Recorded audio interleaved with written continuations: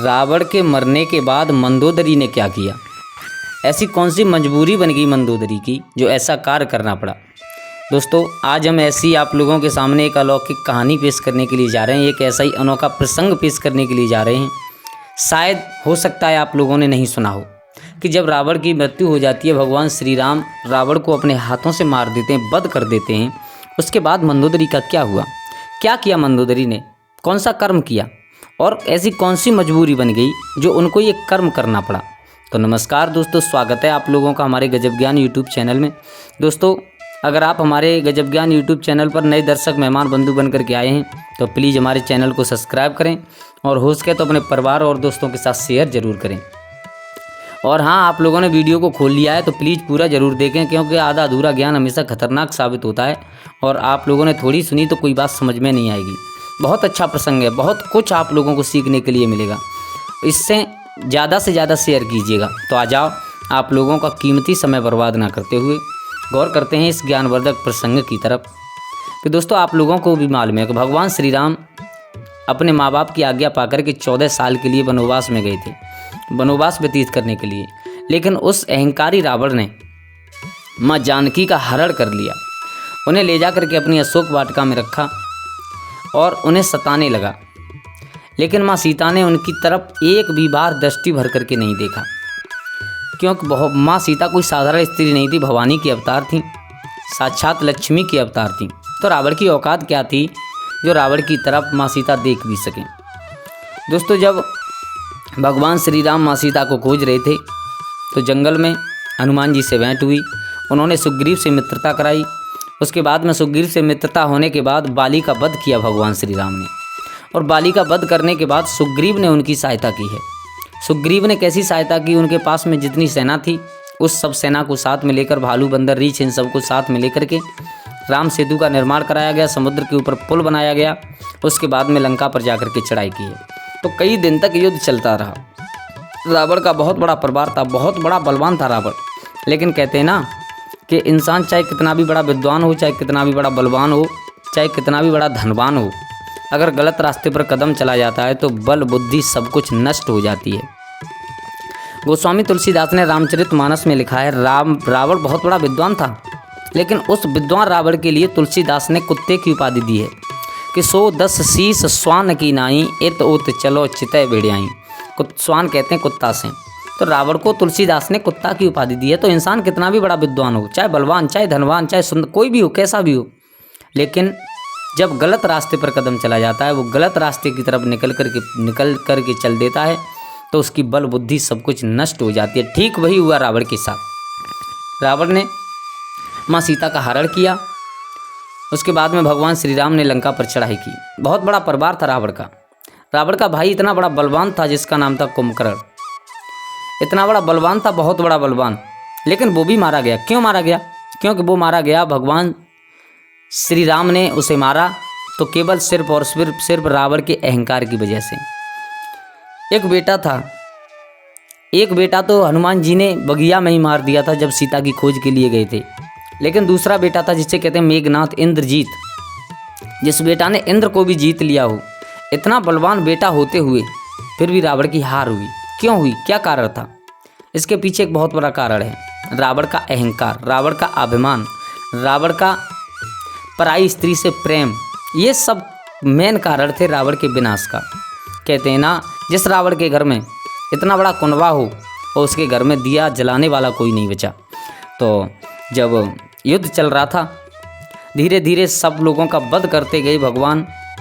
मेघनाथ का भी वध हो गया, कुंभकर्ण का भी वध हो गया, अक्षय भी मारा गया।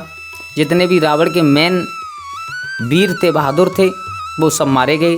तो आखिर में अंत युद्ध में रावण खुद अपने विमान पर बैठ करके भगवान श्री राम से युद्ध करने के लिए आया। भगवान श्री राम से घनघोर युद्ध हुआ। भगवान श्री राम ने उसकी टुंडी पर एक बाण मार करके और उसका वध किया। रावण के 10 शीश थे। 10 शीश कैसे थे कि एक को भगवान श्री राम काट देते थे तो दूसरा अपने आप पैदा हो जाता था। भगवान श्री राम ने टुंडी में बाण मार करके रावण का वध किया। रावण मरा पड़ा था उस युद्ध क्षेत्र में। तो जब लंका में ये बात फैल गई कि लंकापति रावण मारे गए, अब लंका में कोई नहीं बचा है। तो जो रावण की पत्नी थी जिसका नाम था मंदोदरी, उसको मालूम पड़ा तो पहले तो बहुत रोई। लेकिन उसके बाद में मंदोदरी ने क्या किया, ये एक अनोखा प्रसंग है। मंदोदरी के दिमाग में विचार आया कि मेरे पति इतने बड़े बलवान होते हुए, मेरा परिवार इतना बड़ा बलवान होता हुआ, मेरे देवर इतने बड़े बलवान होते हुए, मेरा बेटा इतना बड़ा बलवान होता हुआ, वो तो वनवासियों ने इन सबको मार दिया। ऐसा हो नहीं सकता, वो वनवासी नहीं, वो कोई और हैं। चलो एक बार आंखों से देखते हैं वो हैं कौन। तो मेरे भैया आज अपनी कुछ सखियों को साथ में लेकर डोला सजा करके मंदोदरी कहाँ, भगवान श्री राम को देखने के लिए चली हैं कि वो आखिर है कैसे हैं, कैसे दिखते हैं, क्या कारण है, क्या चीज़ है उनमें ऐसी जिस चीज़ की बदौलत और उन्होंने मेरे पति को मार दिया, उन्होंने इतने बड़े बलवान परिवार का विनाश कर दिया। तो मंदोदरी चली है। भगवान श्री राम खड़े हैं, लक्ष्मण खड़े हैं, हनुमान जी खड़े हैं, सुग्रीव खड़े हैं, जामवंत खड़े हैं, बड़े बड़े वीर बहादुर खड़े हैं, सब सेना खड़ी है। तो मंदोदरी पीछे से आ रही है, भगवान श्री राम की पीठ है उस तरफ। तो मंदोदरी धीरे धीरे बढ़ती चली गई। किसी ने दूर से बताया कि जो वो खड़े हैं ना, वही हैं भगवान श्री राम जिन्होंने रावण का वध किया है। तो मंदोदरी ने कहा पीठ तो ऐसी है, अब चेहरा देखें कैसा है। धीरे धीरे जैसे ही मंदोदरी भगवान श्री राम के पास पहुंची, दोस्तों भगवान श्री राम के पास से होकर के मंदोदरी की परछाई गुजरी। भगवान श्री राम ने उस परछाई को देखा। भगवान श्री राम ने एक स्त्री की परछाई को देखा, एकदम हट करके साइड में खड़े हो गए और हाथ जोड़ करके मंदोदरी से कहा, आप यहाँ कैसे आई हो, कारण क्या है, कारण बताइए। मंदोदरी समझ गई। मंदोदरी ने भगवान श्री राम से कहा, राम मैं तुम्हें देखने के लिए आई हूँ। मैं सिर्फ और सिर्फ ये देखना चाहती हूँ कि वो राम कैसे हैं जिन्होंने इतने बड़े बलवान रावण का वध कर दिया। लेकिन कुछ पूछने से पहले ही मेरी समझ में सब कुछ आ चुका है कि कैसे हैं राम। राम ने हाथ जोड़ करके कहा, बताओ क्या समझ में आया तुम्हारी में। बोले मेरी समझ में यही आया कि राम और रावण में यही अंतर है। क्या अंतर है? एक वो मेरे पति थे जिनका नाम था रावण, जो एक पराई स्त्री को अपने साथ उसका हरण करके, उसकी चोरी करके, उसे हर करके अपने घर ले आए, अपनी अशोक वाटिका में रखी। एक थे वो मेरे पति जिन्होंने पराई स्त्री का हरण किया, अपने लालचवश उन्हें अपने साथ लेकर के आए।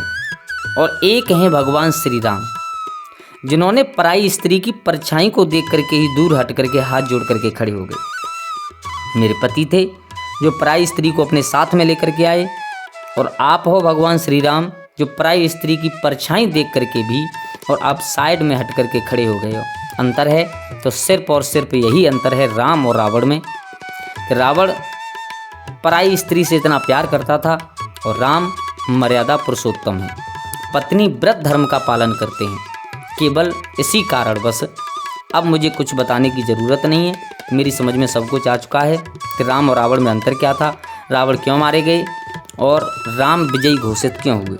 मेरे भैया भगवान श्री राम हाथ जोड़ करके खड़े हैं, कोई जवाब नहीं दे पाए। मंदोदरी लौट करके चली गई। तो दोस्तों यही अंतर था भगवान श्री राम और रावण में। भगवान श्री राम वो थे पराई स्त्री की परछाई को भी देखना पसंद नहीं करते थे, पराई स्त्री की परछाई से भी दूरी बनाते थे। और रावण वो था इतना बड़ा लालची था कि पराई स्त्री का हरण करके ले गया और वो अपने परिवार का विनाश करा लिया। उसके परिवार का बिल्कुल विनाश हो गया एक पराई स्त्री के चक्कर में। दोस्तों ये बात हकीकत है, पराई स्त्री इंसान को 3 तरह से बर्बाद करती है, 3 प्रकार से। वो 3 प्रकार कौन से हैं? पर स्त्री, पर नारी पैनी छुरी 3 तरह सो खाए। हमारे विद्वान कहते हैं, हमारे बुजुर्ग कह करके चले गए और बात हकीकत कह करके चले गए बिल्कुल, कि पर नारी पैनी छुरी 3 तरह सो खाए, धन हरे यौवन हरे घोर नरक ले जाए। यानी पराई स्त्री से प्यार करने में 3 तरह से घाटा होता है। नंबर 1, धन की आर्थिक तंगी आती है, धन का हरण होता है। दूसरा, शरीर बर्बाद होता है, यौवन चला जाता है। और तीसरा, लास्ट में रौरव नरक की प्राप्ति होती है उस इंसान को जो पराई स्त्री से प्रेम करते हैं। दोस्तों पराई स्त्री से प्रेम करना ये ऐसे समझिए आप जैसे एक जहर की बुझी हुई कटारी हो, जो हर तरफ से, चारों तरफ से सिर्फ और सिर्फ आप लोगों को नुकसान पहुंचा सकती है। तो दोस्तों क्या सीखने के लिए मिला इस कहानी से, आप लोग कमेंट में ज़रूर बताइएगा। और अगर आप लोगों को ये प्रसंग अच्छा लगा हो तो प्लीज़ हमारे गजब ज्ञान यूट्यूब चैनल को सब्सक्राइब करें। और हाँ, थंबनेल पर फोटो पर कोई ध्यान ना दें और केवल सिर्फ और सिर्फ इस कहानी से जो सीखने के लिए मिला है उस चीज़ पर ध्यान दें। फ़ोटो से आप लोग भ्रमित ना हो। नमस्कार दोस्तों, आज के लिए बस इतना ही। कल फिर मिलते हैं किसी नई कहानी, एक नई चर्चा के साथ। तब तक के लिए सभी लोग आनंदित रहें, खुश रहें। जय श्री राधे, जय श्री राम।